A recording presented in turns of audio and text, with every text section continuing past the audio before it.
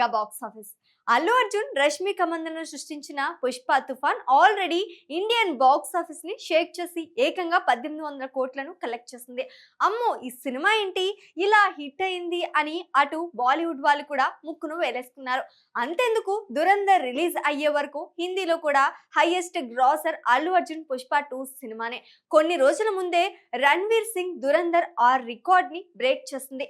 కానీ ఇప్పటికీ ఇండియాలో హైయెస్ట్ గ్రాసర్ సినిమాల లిస్ట్ లో ఫస్ట్ అమీర్ ఖాన్ దంగల్, సెకండ్ అల్లు అర్జున్ పుష్ప 2 సినిమాలే. ఇప్పట్లో ఈ రికార్డ్ బ్రేక్ అవ్వదు, కానీ మార్చ్ లో దురంధర్ 2 రిలీజ్ ఉంది కాబట్టి చూద్దాం రికార్డ్ బద్దలవుతోందో లేదో అని.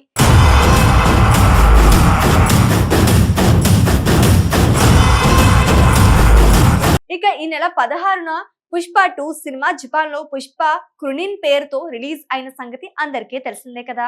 అందుకే హీరో అల్లు అర్జున్ అతని ఫ్యామిలీతో పాటు హీరోయిన్ రష్మిక కూడా జపాన్ లో ప్రమోషన్స్ చేసింది ఈ సినిమా కోసం.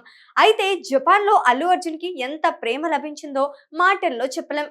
లెటర్స్, సెల్ఫీస్, పోస్టర్స్, అమ్మో చెప్పాలంటే మాటల్లో చెప్పలేం. ఇక రష్మికకు కూడా అదే రేంజ్ లో ఫ్యాన్స్ లవ్ లభించింది. ఫ్యాన్స్ చాలా మంది లెటర్స్, గిఫ్ట్స్ తో రష్మికని సర్ప్రైజ్ చేశారు.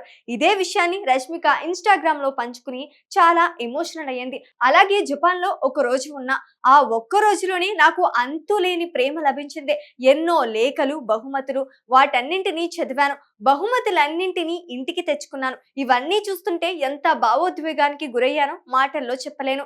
మీ ప్రేమకు ధన్యవాదాలు. నేను మళ్ళీ వస్తాను. ఈసారి ఎక్కువ రోజులు ఉండేలా ప్లాన్ చేసుకుంటా. మళ్ళీ వచ్చినప్పుడు ఖచ్చితంగా జపనీస్ నేర్చుకుని వస్తా అని ఆ పోస్ట్ లో పేర్కొంది రష్మిక. ఇక రష్మిక సినిమాల విషయానికి వస్తే ప్రస్తుతం తాను తెలుగులో మైసా, ఇంకా హిందీలో కాక్టైల్ 2 సినిమాలో నటిస్తోంది.